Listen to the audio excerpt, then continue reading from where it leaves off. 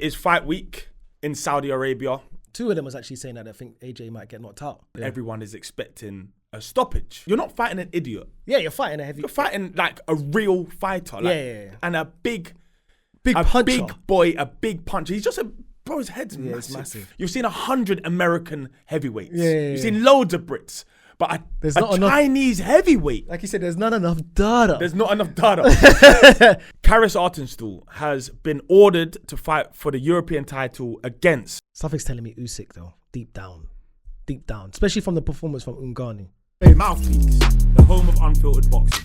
Welcome back to Mouthpiece. I am Savage Dan. I'm Miles Fearon. Again, I'm in the blue corner. Again, just 1 point at the weekend for Chelsea. Yeah. Yeah, at this point of recording, we ain't played yet, so. Oh, you haven't, man. Yeah. But it is what it is. It's what probably a win. Probably a win. Hopefully. Right, let's get into the boxing. It is fight week in Saudi Arabia. A Friday fight night. Which is kind of strange, though. Well, do you know why it is? I was trying to think. Ramadan starts probably on the Sunday. Oh, okay. Yeah, makes sense then. So, yeah, just for the... Because you don't want to go into exactly, this. Yeah. Exactly. Makes sense. Makes Friday. sense. I quite like it. But I kept thinking that the 8th was a Saturday, and then, obviously realised it's a Friday. I've got to go in and do like a stream with Sky. So that'll be good. Wasn't there a fight not too long ago on a Friday? There's some, every now and then there are fights on a Friday. We've had fights on Sundays. We have the, obviously, March 31st. Yeah, bank holiday. Get your Easter tickets. Sunday. Listen, let's just lock that in from now. Listen, if you have not got tickets to Wardley versus Fabio Wardley versus Fraser Clark, you're going to want to get tickets. That is going to be a proper night of boxing. It's bank holiday, no work the next day. And it's just a ridiculous, it's a good card. And it's a good price. It's good. It's actually good value. Tickets, obviously, some of them might be gone by now, but tickets were starting from £30, which is quite rare. For a card of this magnitude, just get there. You spend more money at Nando's. Yeah. Legit. Yeah, you do. Yeah, and you're at Nando's for an hour, exactly. tops. So you might as well come see some good boxing, man. Right, let's get into fight week. AJ and Ngannou. Both teams are out there now. Yeah. AJ looks nice and relaxed. I've spoken to Jamie TKV, who's obviously been sparring with him. Yeah. What's he saying? Everyone's saying he's looking sharp, razor focused, and everyone is expecting a stoppage. Oh, is it? Everyone's expecting a stoppage. Wow. See, I was talking to my boys yesterday about this fight, AJ and Ngannou, and some of them were saying, two of them was actually saying that I think AJ might get knocked out. See, that's a crazy one. And I'm saying, no, I get it, because you're fighting. You're not fighting an idiot. Yeah, you're fighting a heavy. You're fighting like a real fighter. Like, and a big puncher. Big boy, a big puncher. He's just his head's massive. It's massive. So look, I get it. Some people are saying, there could be an upset on the cards. I don't expect an upset, but I don't think I'm expecting Ngannou to get blitzed. No. I don't think Ngannou. Because listen, like we said, we've spoken about it a few times on this pod. He's used to contact, Dan, and not even just boxing contact, like striking. So he's well conditioned. He's not going to get blitzed. It's not impossible because it's heavyweight boxing. Yeah. And we know they hit hard, but he's not going to get blitzed. I think AJ is going to get it done. If anything,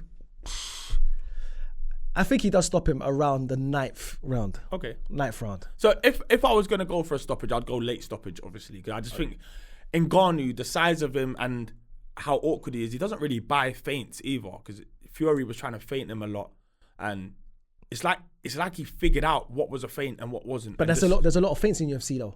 There's a lot of feints, but there's a lot of feints up down. Are you going for the legs? Are you going for you going for the body? Are you striking? So he's used to all of that. I expect AJ's game plan to have a couple of feints, but then to actually commit. Yeah, 100%. And it's just about how quickly Ngannou is able to figure out what is the feint and what's the one he's committed to. Because we know what he's looking for. Check left hook. Like, let's just be honest. Yeah, we can't put it out there. That's it. That's obviously he might be looking for a bit more than that, but he wants you to make the mistake and get caught on your way in because he's a big imposing figure. Yeah. But then again, who knows? He might bring it to AJ. He's got his own game plan. It's not a sacrificial lamb that's being put in there with AJ. He's training to beat AJ as well. Yeah, he believes that he could knock AJ out. He said it. He told him to his face that, listen, I don't think you can withhold my power. And Yeah. that means if I do find it interesting that everyone says that though. If AJ gets put down, I just don't think he gets back up. But do you know why I think that's interesting? Go on. No one's ever seen AJ not get back up. Yeah. Even against Klitschko. You know what I'm saying? Every time he's lost. Yeah.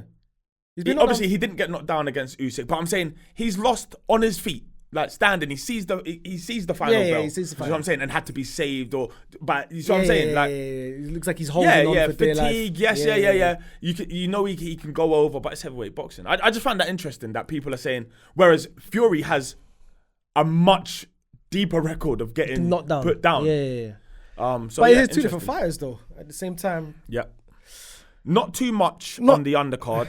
Go on. Not much to speak about. I looked at the undercard the other day just because I didn't really focus on anything that was on there. Louis Green, who fought Sam Gilly, is somehow on the undercard, which I find sick. Yeah, but there is one good fight on the undercard for me. One that will probably grip the public as well. That I forgot was even there, and it is Big Bang Zhang. Her name's cold, man. So cold. Big Bang Zhang. Cold. Against Joseph Parker, who just beat Deontay Wilder. Yeah. Now, this you know why this fight is so good for me, yeah? Because it's an undercard, and people not undermine it, but think, okay, cool, it's a good fight. I thought it was even there. Yeah, this could have been a world title fight. Like, they're both good enough to have a world title and fight for world titles. Yeah, as in, like, I think Zhang is on the cusp of a world title after beating Joe Joyce twice. Yeah, Joe Joyce twice. He narrowly lost out on a decision to Hrgovic. I watched it back. I think I had it a draw anyway. Like those kind of fights is like they just go where they go. But he's a hard customer. Like, that is not a guy you want to fight because he's big and he can bang and he's an awkward southpaw. He's a good boxer. Bro, you're forgetting one of the major parts of this. He's Chinese, bro. You've seen 100 American heavyweights. You've seen loads of Brits. But there's not enough Chinese heavyweight. Like you said, there's not enough data. There's not enough data. There's not enough data. He punches hard. Like, I love when he speaks English because it's super broken. Like, I just rate him.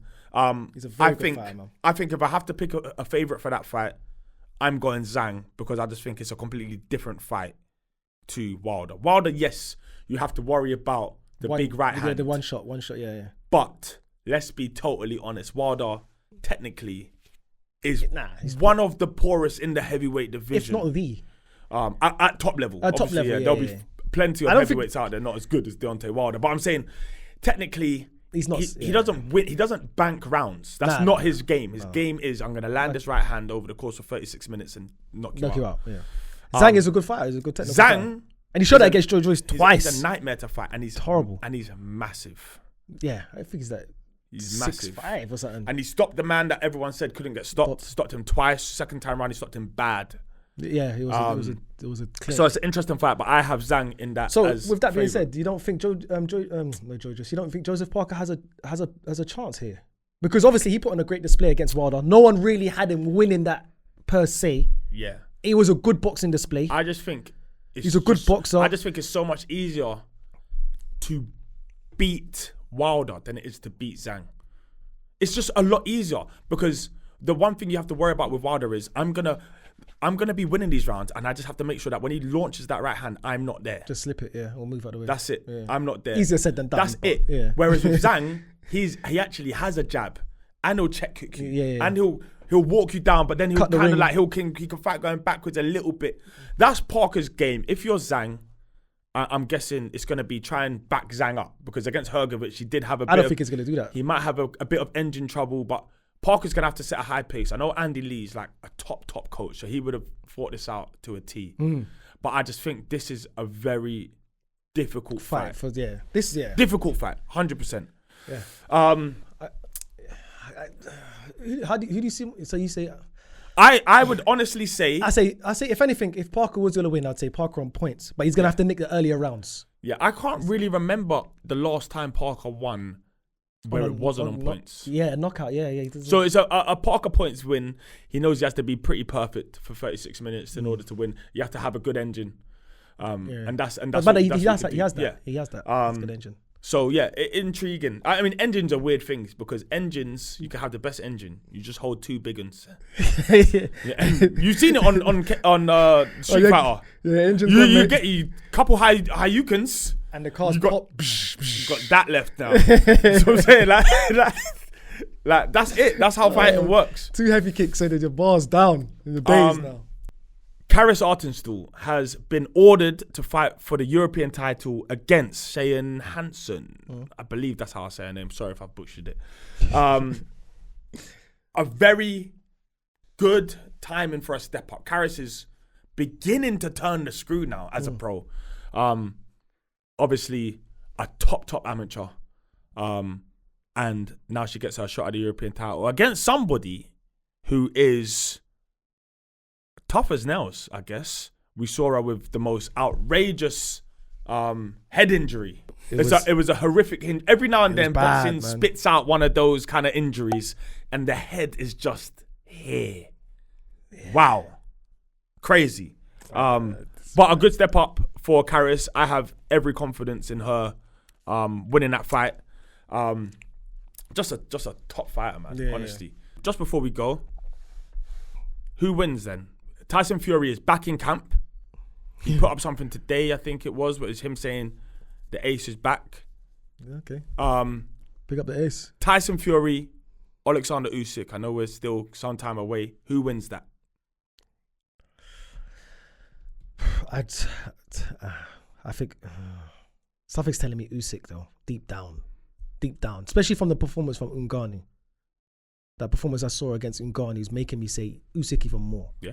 A lot of people are saying that. Yeah. I'm going to stick with my original theory that Usyk isn't big enough.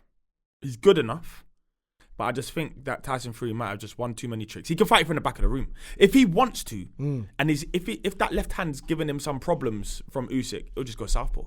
I just think he's got one too many tricks and he's just a bit too big and there's just a bit too much distance to make up. Yeah, and he doesn't really come down and fight you at your level. Like, even with an AJ would sometimes, when he's fighting shorter opponents, come down to punch at their level. Usyk will fight you from here. I'm not Usyk. Fury will fight you from there. Yeah.